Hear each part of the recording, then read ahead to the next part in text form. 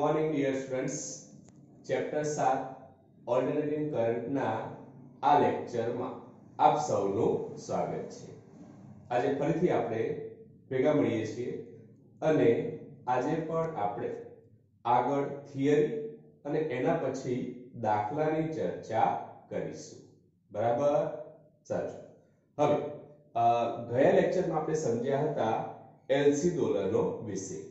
તો એલસી પરિપથ એટલે શું, એલસી દોલનો એટલે શું અને એના ઉપરથી આપણે સમજ્યા હતા એલસી પરિપથ માટે વિકલ સમીકરણ આપણે મેળવ્યું હતું અને એના ઉકેલ ઉપરથી પ્રવાહ અને વિદ્યુતભારના સૂત્રો તારવ્યા હતા। બરાબર? તો આ વાત કરી આપણે આના અગાઉના લેક્ચર માટે। હવે આજે પણ આપણે એલસી દોલનો જે ટોપિક હતો એને પહેલા આપણે કન્ટિન્યુ કરીશું। એમાં એક થિયરી બાકી છે એલસી દોલનોની, એને આપણે પહેલા પૂર્ણ કરી દઈએ। બરાબર? હવે એ થિયરી ચાલ્યા પછી એલસી દોલનોનો ટોપિક કમ્પ્લીટ થઈ જશે અને એના પછી આપણે કેટલાક સ્વાધ્યાયના દાખલાની પણ ચર્ચા કરીશું। ઠીક છે? સાચું। તો આ સાથે આપણે લેક્ચરની શરૂઆત કરીએ। સમજો ટોપિક છે આપણા માટે એલસી પરિપથના દોલનો। હવે સમજો કે ગયા લેક્ચરમાં આપણે સમજી ગયા એલસી પરિપથ એટલે શું, એલસી દોલનો એટલે શું। હવે સમજો કે એલસી પરિપથમાં આ જે દોલનો થાય છે આ દોલનો કેવી રીતે થાય છે તે સમજાવો। એટલે એલસી પરિપથમાં વિદ્યુતભાર Q દોલનો કરે છે। આ દોલનોની મિકેનિઝમ એટલે કે ઘટના કેવી રીતે બને છે એ જ આપણે આ પ્રશ્નમાં સમજવાનું છે। બરાબર? તો સમજો કેવી રીતે આપણે એને એક્સપ્લેન કરી શકીએ। તો એલસી પરિપથ માટે આપણે જે વિકલ સમીકરણ મેળવ્યું હતું આ વિકલ સમીકરણ પરથી આપણે એનો ઉકેલ લખ્યો હતો અને એના ઉપરથી આપણે વિદ્યુતભાર અને વિદ્યુત પ્રવાહના સૂત્રો તારવ્યા હતા। જે સૂત્રો કઈ આ રીતે હતા સમજો કે વિદ્યુતભારનું સૂત્ર આપણે મેળવ્યું Q qm cos omega 0t અને પ્રવાહ I નું સૂત્ર આપણે મેળવ્યું હતું Im sin omega 0 t। બરાબર? તો કોઈ t સમયે આપણે કેપેસિટર પરનો વિદ્યુતભાર કહીએ તો એનું સૂત્ર આપણે મેળવ્યું હતું એલસી પરિપથ માટે Q qm cos omega 0t અને પરિપથમાં વહેતો પ્રવાહ આપણે કહી શકીએ I Im sin omega 0 t।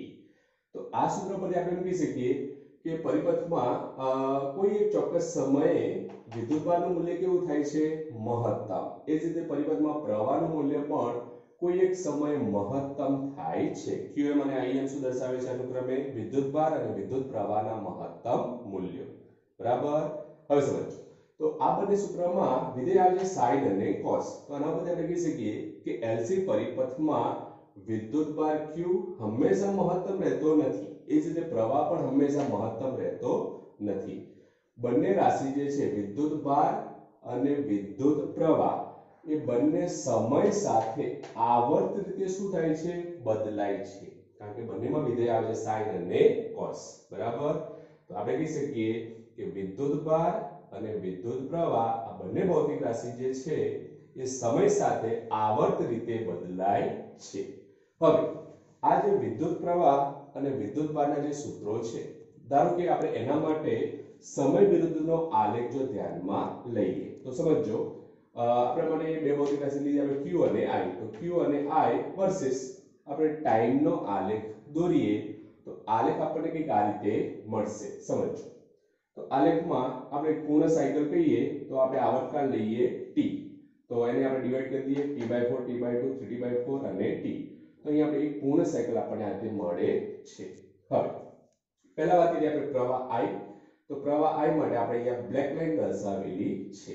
તો કહી શકીએ આપણે વિધેય sin છે માટે આલેખની શરૂઆત આપણે ઉગમ બિંદુ 0 થી કરીએ છીએ, કારણ કે સમય જો આપણે લઈએ t0 તો t0 લઈએ તો આ પરિસ્થિતિમાં પ્રવાહ I પણ શું થાય 0, કારણ કે sin 0 0। તો શરૂઆત આપણે અહીંયા ઉગમ બિંદુ 0 થી કરીએ છીએ।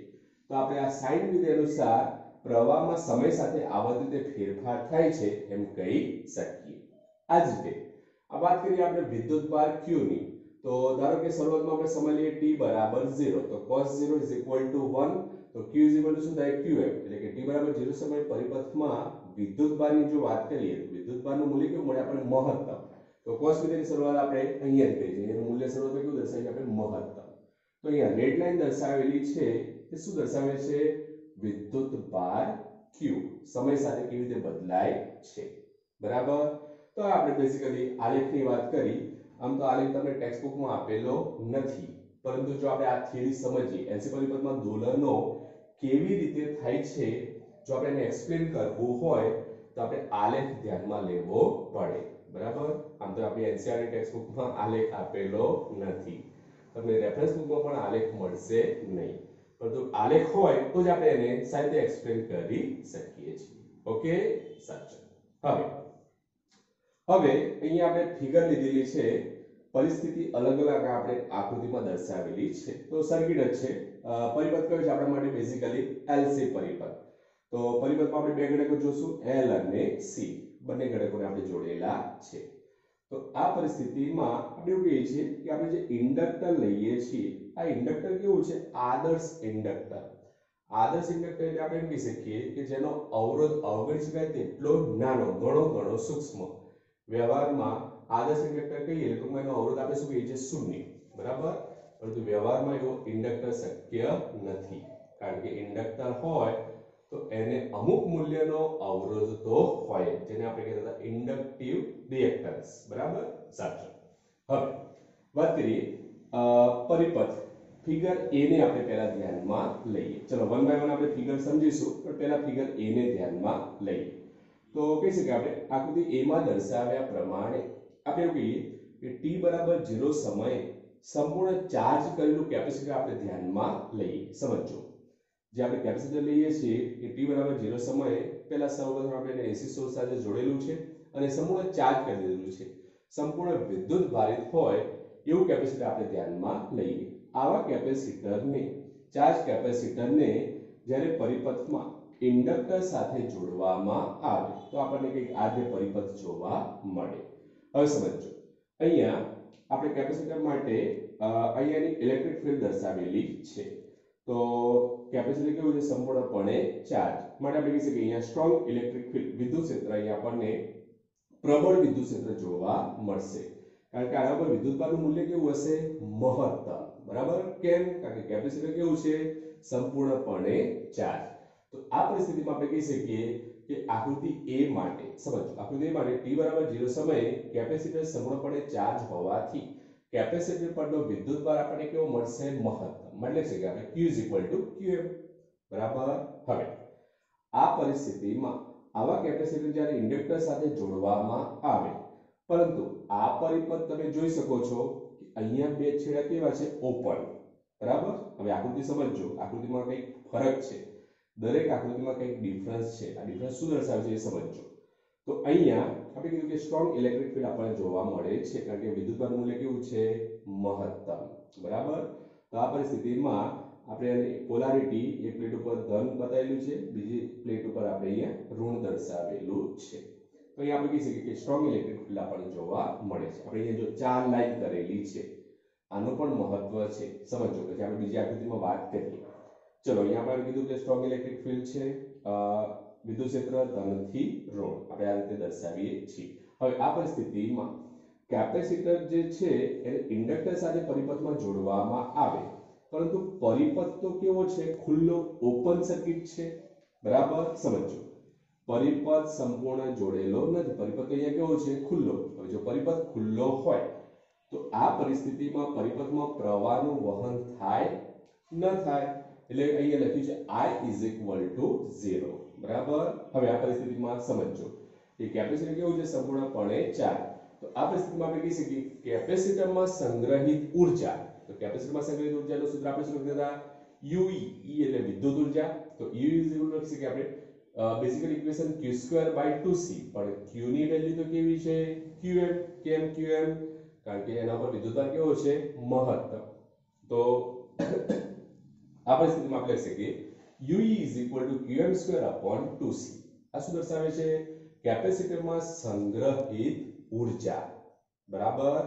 હવે આ જ પરિસ્થિતિમાં આપણે ઇન્ડક્ટર માટે ઊર્જાની વાત કરીએ તો ઇન્ડક્ટર માટે કઈ ઊર્જા હોય? ચુંબકીય ઊર્જા.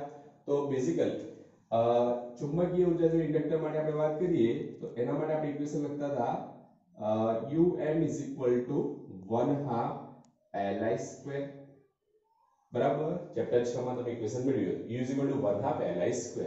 હવે પરિપથ કેવો છે? ખુલ્લો. એનો અર્થ શું થાય? પરિપથમાં પ્રવાહનું વહન તો થતું નથી, એટલે કે I is equal to શું છે? 0. ચલો I ની વેલ્યુ આપણે 0 મૂકીએ તો આ પરિસ્થિતિમાં um ની વેલ્યુ શું થઈ જાય? 0. એટલે કહી શકીએ કે ફિગર એ પ્રમાણે આપણે કહી શકીએ કે કેપેસિટર પર ઉર્જા કેવી છે? મહત્તમ. બરાબર. જ્યારે એ પરિસ્થિતિમાં ઇન્ડક્ટર પાસે ઉર્જા કોઈ હોતી નથી, એટલે કે આપણે અહીંયા લખી શકીએ ઇન્ડક્ટર માટે ચુંબકીય ઉર્જાનું મૂલ્ય શું થશે? અહીંયા 0. બરાબર. તો આ એક્સપ્લેન કર્યું આપણે ફિગર A ને. હવે વાત કરીએ ફિગર B ની. તો સમજો, ધારો કે અહીંયા પરિપથ ખુલ્લો હતો, પણ અહીંયા ધારો કે આ કોર્ડ છે, સ્વિચ છે, એને આપણે કનેક્ટ કરી દઈએ છીએ. બરાબર. t સમયે ધારો કે પરિપથમાં આપણે કળને બંધ કરીએ છીએ. જો કળને બંધ કરવામાં આવે તો હવે તો પરિપથ કમ્પ્લીટ થઈ જશે ને. અહીંયા આપણે કળ છે, ધારો કે સ્વિચ છે, એને આપણે અહીંયા ક્લોઝ કરી દઈએ તો આ પરિસ્થિતિમાં શું થાય? હવે તો પરિપથમાં વિદ્યુતભારો ગતિ કરી શકે અને પ્રવાહનું નિર્માણ થાય, કારણ કે સર્કિટ હવે કેવી છે? Close loop. બરાબર. બંધગાળો રચે છે. તો આ પરિસ્થિતિમાં હવે શું થશે? તો કેપેસિટર જે છે સંપૂર્ણ ચાર્જ એના ઉપરથી વિદ્યુતભારો ગતિ કરીને કોના ઉપર જવાનો પ્રયત્ન કરશે? ઇન્ડક્ટર ઉપર. જો વિદ્યુતભારો ગતિ કરે તો પરિપથમાં શું થાય? પ્રવાહનું નિર્માણ થાય. માટે આપણે અહીંયા પ્રવાહ I દર્શાવેલો છે. બરાબર. હવે ફિગર ખાસ સમજો. વિદ્યુતભારો ધીમે ધીમે સમય સાથે આના ઉપરથી ઘટે છે અને વહન પામીને કોના ઉપર જાય છે? ઇન્ડક્ટર ઉપર. તો પરિપથમાં જ્યારે પ્રવાહનું વહન થાય તો ઇન્ડક્ટર પોતાની આસપાસ શું ઉત્પન્ન કરે? ચુંબકીય ક્ષેત્ર. એટલે કે અહીંયા જે આ લાઈન દર્શાવી છે શું દર્શાવે છે? Magnetic field line. ચુંબકીય ક્ષેત્ર રેખાઓ ત્યાં દર્શાવેલી છે કે આનું ક્ષેત્ર ધીમે ધીમે શું થાય છે? પ્રબળ થાય છે. કેમ? કારણ કે આના ઉપર વિદ્યુતભાર જમા થાય છે, પરિપથમાં પ્રવાહનું વહન થાય છે. તો હવે આની ઉર્જા શૂન્ય થશે? ના. હવે સમય સાથે આની ઉર્જામાં ક્રમશઃ શું થાય છે? વધારો. કારણ કે હવે પરિપથમાં આપણે કહી શકીએ કે I શૂન્ય છે નહીં, કારણ કે સર્કિટ કેવી છે? બંધગાળો રચે છે. તો સમજો કે સમય સાથે આના પર વિદ્યુતભારનું મૂલ્ય શું થાય છે? ઘટે છે. એટલે કે ઇલેક્ટ્રિક ફિલ્ડમાં શું થાય? ઘટાડો. જો તમે જોઈ શકો છો અહીંયા મેં 4 લાઈન દર્શાવેલી છે, અહીંયા માત્ર કેટલી લાઈન દર્શાવેલી? 2. બરાબર. એટલે કે વિદ્યુતભારો આના ઉપરથી આના ઉપર જાય છે, આ ઉર્જા ગુમાવે છે, કેપેસિટર વિદ્યુત ઉર્જા ગુમાવે છે. ઇન્ડક્ટર કયા સ્વરૂપે? ચુંબકીય ઉર્જા સ્વરૂપે ઉર્જાનો શું કરે છે? સંગ્રહ કરે છે, જે દર્શાવે છે ફિગર B. બરાબર. હવે વાત કરીએ ફિગર C માટે. તો સમજો, તો આકૃતિ C ધ્યાનમાં લો.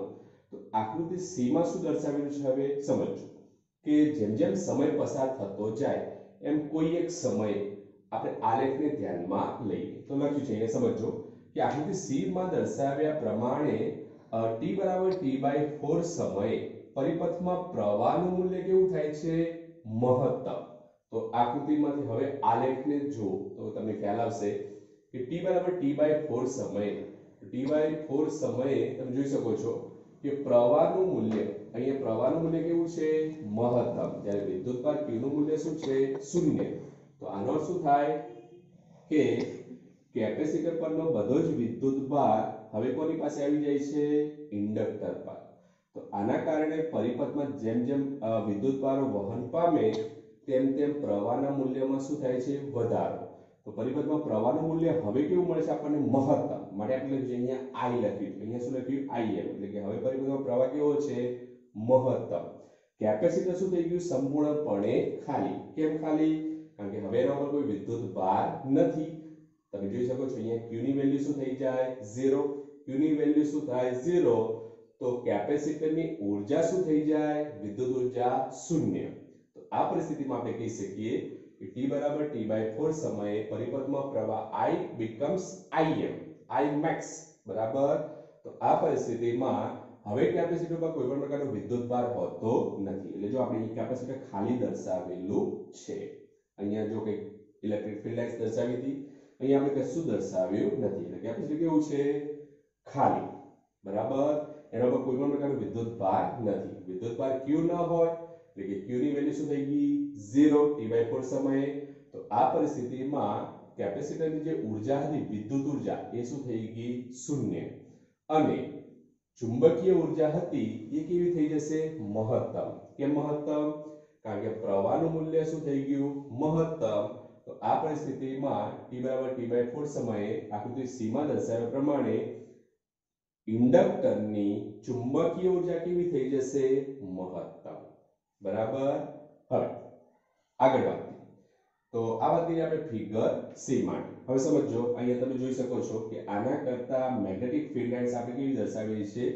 વધારે એટલે કે અહીંયા ચુંબકીય ક્ષેત્ર કેવું મળ્યું આપણને પ્રબળ ઊર્જા કેવી છે ચુંબકીય ઊર્જા ઇન્ડક્ટર માટે વધારે માટે અહીંયા ફીલ્ડ લાઇન્સ આપણે વધારે દર્શાવેલી છે હવે આગળ વાત કરીએ ફિગર d માટે હવે જેમ જેમ સમય પસાર થાય જેમ આપણે આગળ જઈએ એમ સમય પસાર થાય તો એ પરિસ્થિતિમાં હવે શું થાય કે કેપેસિટર પર કોઈ પણ પ્રકારનો વિદ્યુત ભાર હતો નહીં અને ઇન્ડક્ટર ઉપર ઊર્જા કેવી હતી મહત્તમ હવે જેમ જેમ સમય પસાર થશે એમ ઇન્ડક્ટર પરથી વિદ્યુત ભાર ગતિ કરીને કોના ઉપર જવાનો પ્રયત્ન કરશે કેપેસિટર ઉપર હવે પ્રક્રિયા પાછી રિવર્સ ઇન્ડક્ટર પરથી વિદ્યુત ભાર કોના પર જવાનો પ્રયત્ન કરશે કેપેસિટર એટલે કે કેપેસિટર હવે સમય સાથે શું થશે વિદ્યુત ભારિત ચાર્જ થવાની પાછી શું થઈ શરૂઆત એટલે જો અહીંયા જે મેગ્નેટિક ફીલ્ડ લાઇન્સ હતી એના કરતા અહીંયા પ્રમાણમાં કેવી છે ઓછી અને કેપેસિટર ઉપર જો વિદ્યુતભાર જમા થાય છે એટલે કે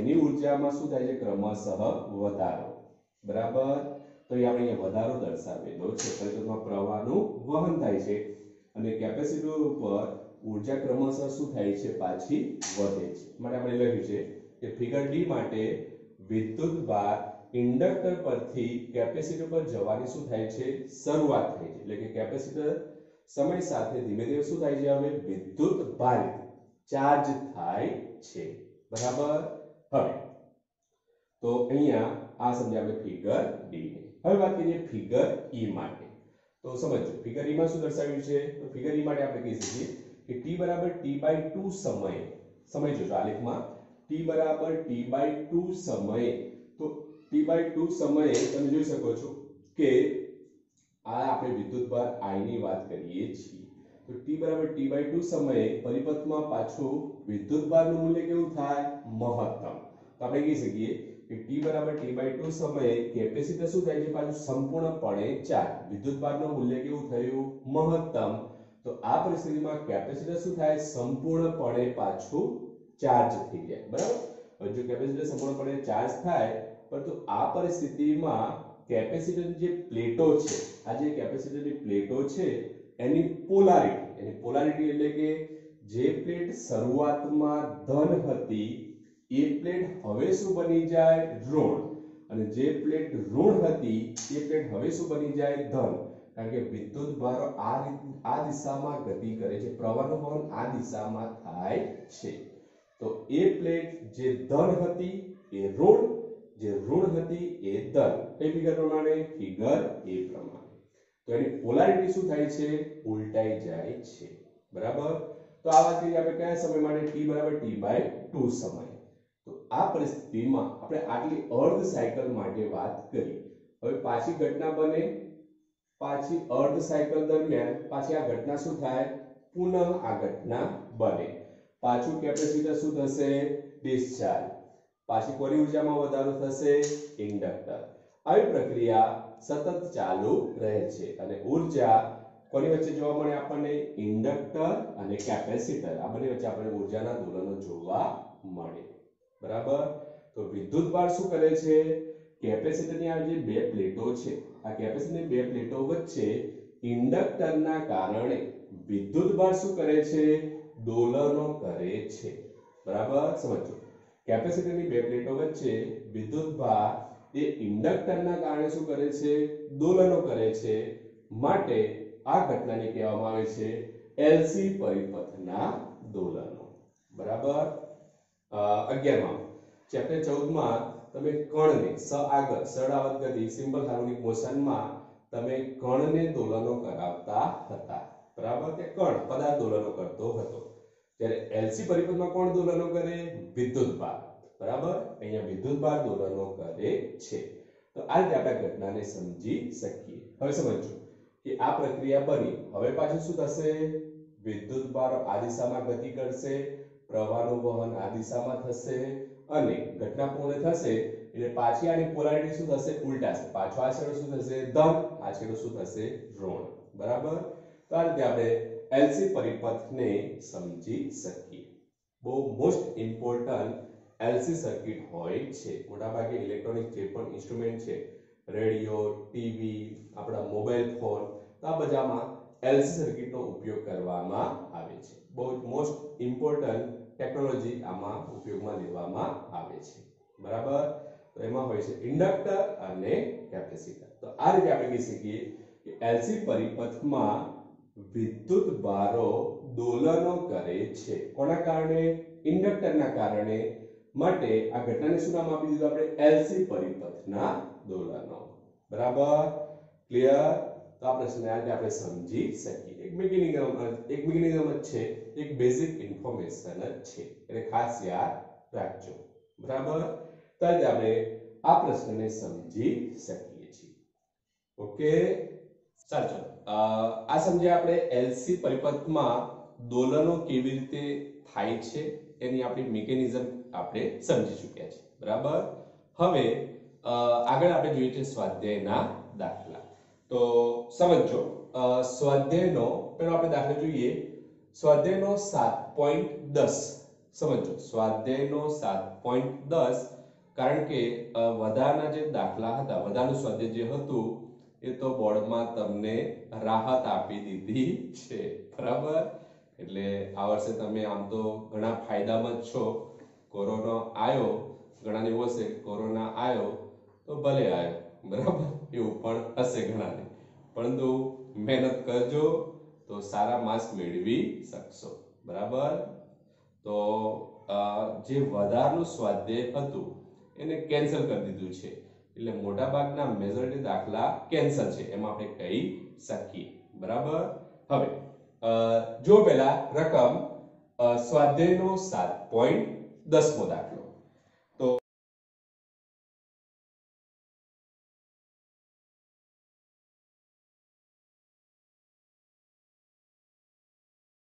તો રકમ આપણને અંતે આપેલી છે, સમજો. એક રેડિયો MW એટલે કે મીડિયમ વેવ બ્રોડકાસ્ટ બેન્ડ, જેની ફ્રીક્વન્સી છે 800 કિલોહર્ટ્ઝ થી 1200 કિલોહર્ટ્ઝ. આપણને એક રેન્જ આપેલી છે ફ્રીક્વન્સીની, 800 કિલોહર્ટ્ઝ થી 1200 કિલોહર્ટ્ઝ જેટલી આવૃત્તિ ગાળામાં ટ્યુન કરી શકાય છે. સમજો, એક રેડિયો MW એટલે શું થાય? Medium wave. તો રેડિયો માટે ફ્રીક્વન્સી માટે એના બેન્ડ પ્રમાણે એની રેન્જ કંઈક નક્કી કરેલી હોય. તો LW, SW, long wave, medium wave, short wave, બરાબર? તો એની આવૃત્તિ અને તરંગલંબાઈના સંદર્ભમાં એને આ રીતે ડિસ્ટ્રીબ્યુટ કરવામાં આવે છે. તો MW મીન્સ મીડિયમ વેવ, બરાબર? ઓકે. ફ્રીક્વન્સી રેન્જ આપી છે આપણને 800 કિલોહર્ટ્ઝ થી 1200 કિલોહર્ટ્ઝ જેટલી આવૃત્તિ ગાળામાં ટ્યુન કરી શકાય છે. જો તેના એલસી પરિપથમાં 200 માઇક્રો હેનરીનું અસરકારક ઇન્ડક્ટર હોય તો તેના ચલ કેપેસિટરની રેન્જ કેટલી હોવી જોઈએ? હવે સમજો કે રેડિયો માટે જે બ્રોડકાસ્ટિંગ બેન્ડ છે એની ફ્રીક્વન્સી આપણને આપી છે 800 થી 1200 કિલોહર્ટ્ઝ. લખી શકીએ આપણે ફ્રીક્વન્સી f1 800 કિલોહર્ટ્ઝ, f2 લખી દઈએ આપણે 1200 કિલોહર્ટ્ઝ. અને પરિપથમાં ઇન્ડક્ટર જે જોડેલું છે એની વેલ્યુ આપી છે આપણે 200 માઇક્રો હેનરી. સમજો, 200 માઇક્રો હેનરી. તો આ પરિસ્થિતિમાં આપણે જે ચલ કેપેસિટર શું થાય? કેપેસિટન્સ બદલાય. તો આ ચલ કેપેસિટરની રેન્જ આપણે શોધવાની છે. એટલે C1 અને C2, F1 F2 આપણને આપેલા છે. કેપેસિટરની રેન્જ બદલાય એટલે બે ફ્રીક્વન્સી માટે આપણે કેપેસિટન્સના મૂલ્યો શોધવાના છે, C1 અને C2. હવે ટ્યુનિંગ કરવા માટે, તો ટ્યુનિંગની ઘટનામાં આપણે જાણીએ છીએ કે બે આવૃત્તિઓ કેવી થવી જોઈએ? સમાન. તો અનુનાદની ઘટના બને અને ટ્યુનિંગ સારી રીતે આપણે કરી શકીએ. તો અનુનાદીય પરિપથ રેઝોનન્સ સર્કિટનો જ આ દાખલો છે. તો ટ્યુનિંગ કરવા માટે પ્રાકૃતિક આવૃત્તિ એટલે કે એલસી પરિપથમાં મુક્ત દોલનોની આવૃત્તિ એ રેડિયો તરંગોની આવૃત્તિ જેટલી હોય છે. તો આ ટ્યુનિંગ માટેની શરત છે. હવે સમજો આપણે અહીંયા ડિસાઈડ કરવાનું છે કેપેસિટરની રેન્જ. દાખલો આઈએમપી 2 અથવા તો 3 માર્ક્સમાં પૂછાય, ખાસ તૈયાર કરશો. બરાબર. હવે અનુનાદીય પરિપથમાં આપણે આવૃત્તિનું સૂત્ર મેળવ્યું હતું. તો આવૃત્તિનું સૂત્ર આપણે મળે શું હતું? F = 1/2π √LC. બરાબર. યાદ છે ને?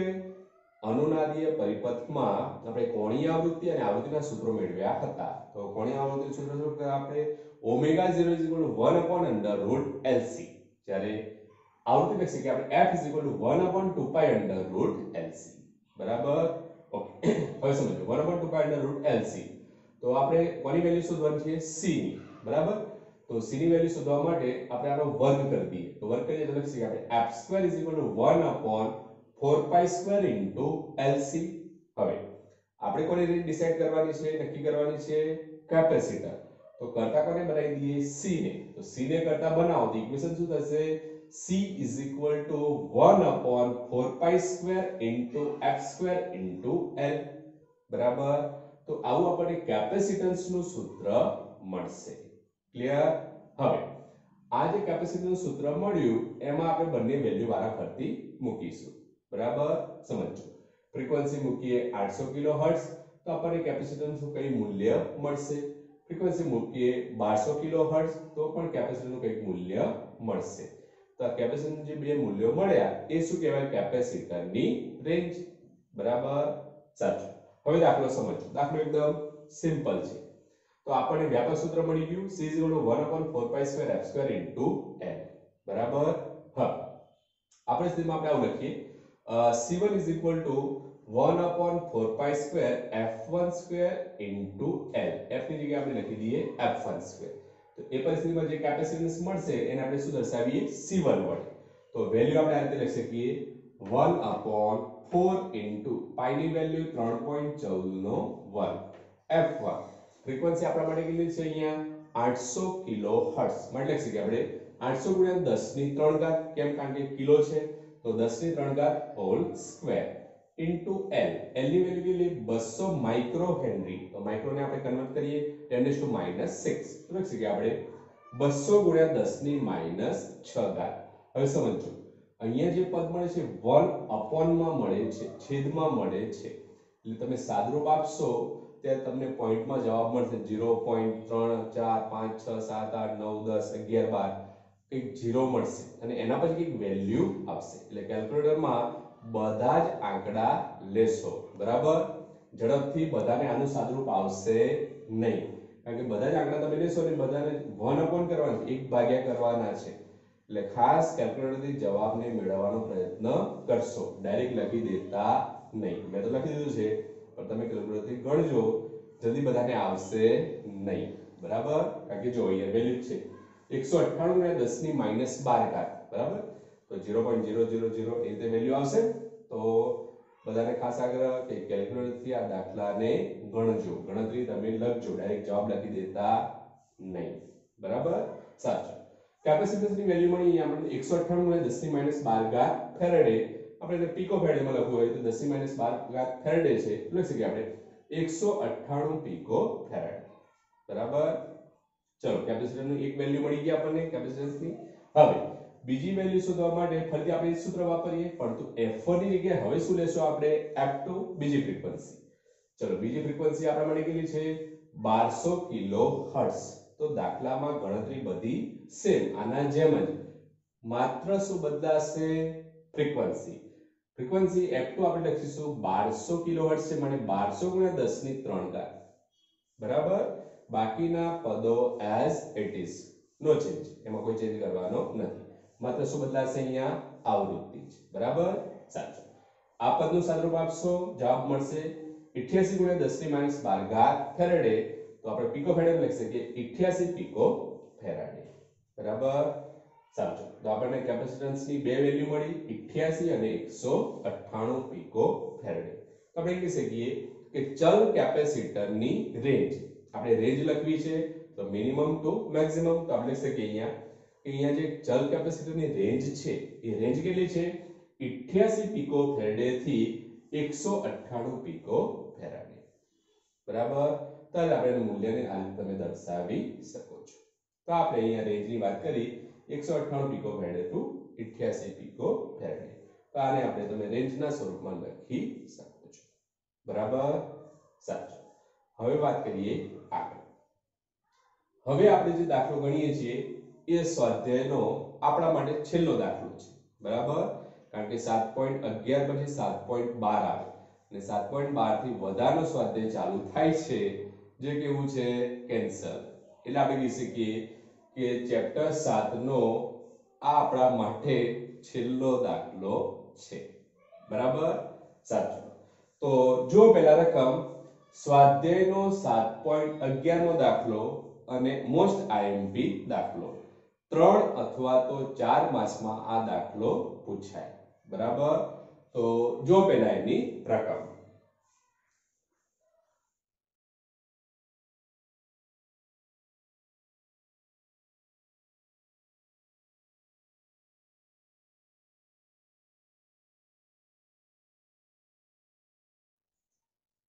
સમજો રકમ તમને આ રીતે આપેલી છે કે એક સર્કિટ આપેલી છે પરિપથમાં એક સર્કિટ આપેલી છે એલસીઆર પરિપથ તમને આપેલો છે એની સાથે એસી સપ્લાય વોલ્ટેજ જોડેલા છે રકમમાં છે આપણે આકૃતિમાં દર્શાવ્યા પ્રમાણે ચલિત એટલે કે બદલી શકાય તેવી આવૃત્તિ વાળો 230 વોલ્ટ એસી સ્ત્રોત તો આપણને અહીંયા VRMS અથવા તો વોલ્ટેજની વેલ્યુ કેટલી આપી છે 230 વોલ્ટ સ્ત્રોત એલસીઆર પરિપથ સાથે જોડેલ છે હવે એમાં L ની વેલ્યુ ઇન્ડક્ટન્સની વેલ્યુ આપી છે 5 હેનરી 5 હેનરી કેપેસિટન્સ C આપેલું છે 80 માઇક્રોફેરાડ અને અવરોધ R આપેલો છે 40 ઓહ્મ બરાબર સમજો આપણે અહીંયા એક એલસીઆર પરિપથ આપેલો છે એલસીઆર પરિપથમાં L ની વેલ્યુ છે 5 હેનરી C ની વેલ્યુ છે 80 માઇક્રોફેરાડ R ની વેલ્યુ છે 40 ઓહ્મ અને સપ્લાય વોલ્ટેજ જે છે VRMS વેલ્યુ એ આપણે કેટલી આપી છે 230 વોલ્ટ બરાબર હવે એના માટે 1 બાય 1 ઓપ્શન આપેલા છે કે આપણે સમજતા જઈએ અને ગણતા જઈએ ઓપ્શન એ માં કીધું છે પરિપથને અનુનાદની સ્થિતિમાં લાવવા માટે સ્ત્રોતની આવૃત્તિ નક્કી કરો પરિપથને અનુનાદની સ્થિતિમાં લાવવો છે તેના માટે સ્ત્રોતની ફ્રીક્વન્સી આવૃત્તિ આપણે નક્કી કરવાની છે હવે આવૃત્તિ માટે અહીંયા કન્ફ્યુઝન થાય કે સ્ત્રોતની આવૃત્તિ એટલે કે ઓમેગા 0 કે f0 કારણ કે ઓમેગા 0 ને નોર્મલી આપણે કોણીય આવૃત્તિ કહીએ છીએ પણ આ ચેપ્ટરમાં એવી કોઈ સ્પષ્ટતા હોતી નથી ઘણી જગ્યાએ એટલે આવૃત્તિનો અર્થ ઓમેગા 0 પણ આપણે લખી શકીએ બરાબર તમને એક્ઝામમાં કદાચ આવો દાખલો પૂછાય અને કન્ફ્યુઝન થાય તો તમે ઓમેગા 0 પણ શોધી કાઢો અને f0 પણ શોધી કાઢો તો ચાલો બરાબર એમાં કઈ મોટી વસ્તુ કરવાની નથી હું તમને સમજાવી દઉં છું કેવી રીતે આપણે લખીએ અહીંયા કે અનુનાદની સ્થિતિમાં આપણે શું કીધું છે સ્ત્રોતની આવૃત્તિ આપણે લખીએ છીએ ઓમેગા 0 લગભગ જવાબમાં જે ટેક્સ્ટબુક છે પાછળ આન્સરમાં ઓમેગા 0 આપેલા છે તો લખી શકીએ આપણે આ રીતે સમજો ઓમેગા 0 1/√LC ઇક્વેશન તમે જાણો છો અનુનાદીય કોણીય આવૃત્તિ ઓમેગા 0 1/√LC અનુનાદની સ્થિતિમાં તો આ પરિસ્થિતિમાં 1/L ની વેલ્યુ 5 હેનરી લખી દો 5 C કેપેસિટન્સ 80 માઇક્રોફેરાડ લખી શકાય 80 × 10⁻⁶ માઇક્રોસેકન્ડ માટે 10⁻⁶ ચલો આ થઈ ગયું હવે આ પદનું સાદરૂપ આપશો તો તમને ઓમેગા 0 મળશે અનુનાદીય કોણીય આવૃત્તિ 50 રેડિયન પર સેકન્ડ બરાબર તો આપણે આ પહેલો જવાબ મળી ગયો હવે એમ થાય કે આવૃત્તિ શોધવી છે તો આવૃત્તિનું ઇક્વેશન તમે શું લખતા હતા બેઝિકલી બોલો આવૃત્તિ ઇક્વેશન આપણા માટે આ છે f = 1/2π√LC હવે સમજો 1/√LC તો 1/√LC ની વેલ્યુ કેટલી 50 તો આની 1/√LC ની કે તમે 50 લખો 50 ભાગ્યા 2π એટલે કે પાઈ ની વેલ્યુ 3.14 × 2 એટલે કે 6.28 બરાબર ને તો ટૂંકમાં 50 ભાગ્યા 6.28 કરી દો એટલે તમને શું મળી જાય અનુનાદીય આવૃત્તિ બરાબર એટલે કોણીય આવૃત્તિ અને આવૃત્તિ શોધવામાં એક સ્ટેપ વધારે તમે ઉમેરો એટલે બીજો જવાબ તમને મળી જાય ખ્યાલ આવી ગયો બરાબર 1/√LC ની વેલ્યુ મળી 50. આવૃત્તિનું સૂત્ર શું 1/2π√LC 1/√LC ની વેલ્યુ 50 ભાગ્યા શું કરી દેવાનું 2π એટલે કે 6.28. તો આ રીતે તમે પહેલો જવાબ શોધી શકો છો. બરાબર. હવે ઓપ્શન બી ની વાત કરીએ. ઓપ્શન બી માં તમને કીધું છે કે અનુનાદની સ્થિતિમાં, હવે સમજો ઘટના ખાસ, અનુનાદની સ્થિતિમાં પરિપથનો ઇમ્પિડન્સ શોધો. પરિપથનો ઇમ્પિડન્સ આપણે શોધવો છે. તો પરિપથનો ઇમ્પિડન્સ એટલે કે z. તો z નું ઇક્વેશન શું? z √r² xl xc નો સ્ક્વેર. બરાબર. આ ઇક્વેશન આપણે લખતા હતા. હવે અનુનાદની ઘટના બને તો xl અને xc શું થઈ જાય? સમાન. તો વધીશું √r². તો z બરાબર r થઈ જાય. બરાબર. યાદ છે ને? ના હોય તો એકવાર આપણે અહીંયા લખી દઈએ. z બરાબર √r² xl xc નો સ્ક્વેર. આ ઇક્વેશન તો તમને યાદ જ હશે ઇમ્પિડન્સ નું. હવે આપણે કઈ ઘટના કીધી છે? અનુનાદ. તો અનુનાદની સ્થિતિમાં xl અને xc કેવા થાય? સમાન. તો વધીશું √r² માટે z બરાબર શું થઈ જાય? r. બરાબર. માટે આપણે એ લખીએ છીએ કે અનુનાદની સ્થિતિમાં ઇમ્પિડન્સ z r. તો z r. તો r ની વેલ્યુ કેટલી છે? 40. તો પરિપથનો ઇમ્પિડન્સ z પણ કેટલો? 40 ઓહ્મ. બરાબર. ઓપ્શન બી નો આ પહેલો જવાબ. બીજો જવાબ આપણને માંગ્યો છે. બીજા જવાબમાં કીધું છે તમને પ્રવાહનો કંપ વિસ્તાર. સમજો પ્રવાહનો કંપ વિસ્તાર. પ્રવાહનો કંપ વિસ્તાર એટલે શું? Im. અથવા એમ પણ કહી શકાય પ્રવાહનું મહત્તમ મૂલ્ય. બરાબર. તો સમજવાનું પ્રવાહનો કંપ વિસ્તાર એટલે કે Im. તો Im ને આપણે બીજું શું છે કે પ્રવાહનું મહત્તમ મૂલ્ય. તો Im આપણે શોધવાનો છે. બરાબર. સમજો આપણા માટે પરિપથ કયો છે? એલસીઆર શ્રેણી પરિપથ છે. તો આપણે ઇક્વેશન શું લખતા હતા? Im Vm/z.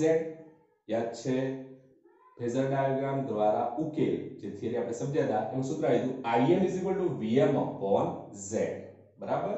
હવે સમજો Vm ની વેલ્યુ તો આપણે જાણતા નથી તો Vrms. તો Vrms ની ઇક્વેશન Vrms Vm/√2. કરતા બનાવો Vm ને તો સૂત્ર શું થઈ જાય? √2 Vrms z. ચલો √2 ની વેલ્યુ મૂકી દો 1.414. Vrms ની વેલ્યુ કેટલી આપણા માટે? 230. વેલ્યુ મૂકો 230. z ઇમ્પિડન્સ કેટલો? 40. તો આ પરિસ્થિતિમાં તમે પ્રવાહનું મહત્તમ મૂલ્ય શોધશો તો કેટલું મળશે? 8.1 એમ્પિયર. એપ્રોક્સિમેટલી 8 એમ્પિયર જવાબ આવશે. બરાબર. સાચો. Im એટલે શું શોધ્યું આપણે? પ્રવાહનું મહત્તમ મૂલ્ય અથવા બીજા શબ્દોમાં શું કહી શકાય? પ્રવાહનો કંપ વિસ્તાર.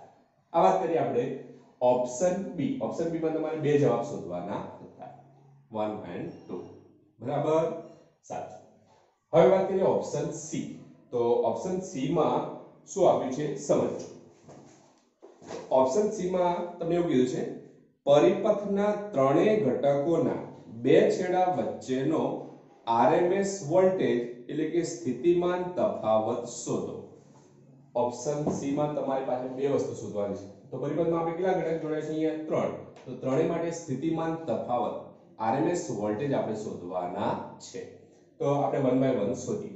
પહેલા અવરોધ માટે વાત કરીએ. તો અવરોધ માટે આપણે સ્થિતિમાન તફાવત અથવા વોલ્ટેજ શોધવા છે. તો આપણે લખી શકીએ V IR. ઓહમના નિયમ પ્રમાણે V IR. અહીંયા R લખ્યો એટલે આપણે કોના માટે શોધીએ છીએ? આ અવરોધ માટે. બરાબર. 1 by 1 ઘટક માટે શોધીએ. પહેલા અવરોધ માટે. તો VR IRMS R. સૂત્ર યાદ છે ને? બરાબર. સૂત્ર યાદ રાખજો. ઓહમના નિયમ પ્રમાણે લખી શકીએ આપણે V IR. અવરોધ માટે લખીએ છીએ VR બરાબર IRMS R. હવે આવ્યો અહીંયા IRMS. અહીંયા આપણે તો પ્રવાહ કયો શોધ્યો છે? મહત્તમ Im શોધેલો છે. તો આપણે IRMS શોધવા પડશે. ચાલો આપણે IRMS ને શોધી કાઢીએ. તો IRMS શોધવા માટે સમજો આપણે આ રીતે લખી શકીએ IRMS ની ઇક્વેશન તમે જાણો જ છો. IRMS Im/√2. ચાલો Im ની વેલ્યુ કેટલી છે? 8.1. લખી શકીએ આપણે 8.1 અપોન √2 ની વેલ્યુ લખી દઈએ આપણે 1.41. તો અનુસાર રૂપ આપશો તો તમને જવાબ લગભગ મળશે 5.75 એમ્પિયર. ચલો ખ્યાલ આવી ગયો. આ એક બેઝિકલી નાની ગણતરી છે એટલે આપણે અહીંયા લખી દઈએ છીએ. સમજો IRMS ની વેલ્યુ આપણે શોધવી છે. Im આપણી પાસે છે જ. લખી શકીએ આપણે IRMS Im upon √2. I ની વેલ્યુ 8.1, √2 ની વેલ્યુ 1.41. સાદુરૂપ આપશો જવાબ મળશે 5.75. તો આ શું મળે આપણને? RMS પ્રવાહ. ચલો હવે કિંમત મૂકી દો. IRMS * R. IRMS ની વેલ્યુ 5.75, R ની વેલ્યુ આપણા માટે કેટલી છે? 40. તો સપ્લાય વોલ્ટેજ આપણે કેટલા મળશે? 230 વોલ્ટ. અવરોધ માટે સ્થિતિમાન તફાવત આપણા માટે કેટલો મળે? 230 વોલ્ટ. જો આપણે કન્ફ્યુઝન ન થાય અને ક્લિયર કરવું હોય તો આના સોર્સ વોલ્ટેજ કેટલા છે? જો 230, તો અવરોધના બે છેડા વચ્ચે પણ સ્થિતિમાન તફાવત કેટલો મળે આપણને? 230 વોલ્ટ. ક્લિયર? આમ પણ આપણે ગણી શકીએ. હવે આવું કરીએ ઇન્ડક્ટર માટે. તો VL લખીએ આપણે. ઇન્ડક્ટર માટે શું લખીએ? VL. VL ની RMS વેલ્યુ આપણે શોધવી છે. તો ઇન્ડક્ટર માટે શું લખી શકાય? IRMS * XL. કારણ કે એના માટે અવરોધ R, ઇન્ડક્ટર માટે અવરોધ આપણે શું લખીએ? XL. બરાબર? XL ની વેલ્યુ ω0 * L. ચલો IRMS * ω0 L. IRMS ની વેલ્યુ મૂકો 5.75, ω0 50 અને ઇન્ડક્ટન્સ L ની વેલ્યુ કેટલી? 5 હેનરી. બરાબર? ચલો સાદુરૂપ આપો.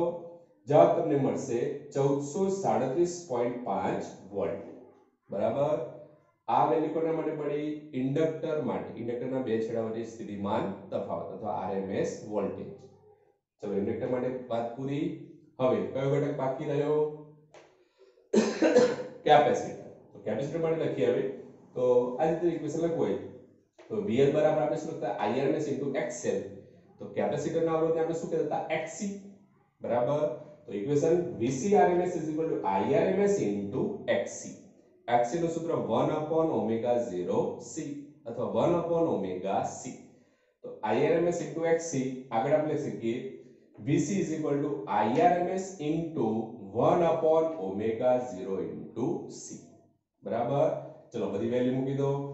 IRMS ની વેલ્યુ 5.75, ω0 50, કેપેસિટર C 80 માઇક્રોફેરાડે. લખી શકીએ આપણે 80 × 10⁻6 ફેરાડે. બરાબર? સાદુરૂપ આપો. VC ની વેલ્યુ પણ તમને મળશે સેમ 1437.5 વોલ્ટ. તો VL અને VC બંનેની વેલ્યુ કેવી મળી? સમાન. બરાબર? હવે એમાં તમને આગળ પૂછ્યું છે સમજો. આગળ એવું કીધું છે કે દર્શાવો કે અનુનાદ આવૃત્તિએ, જ્યારે પરિપથમાં અનુનાદની ઘટના બને ત્યારે અનુનાદ આવૃત્તિએ LC સંયોજનના બે છેડા વચ્ચેનો સ્થિતિમાન તફાવત એટલે કે વોલ્ટેજ ડ્રોપ 0 હોય છે.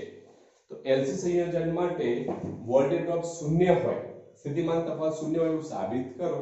તો સાબિત અહીંયા બેઝિકલી થઈ જ જાય છે. તમે જોઈ શકો છો કે આપણે લખી શકીએ VLC RMS એટલે પરિપથમાં ઘટક કયા? ત્યારમાંથી LC સંયોજન.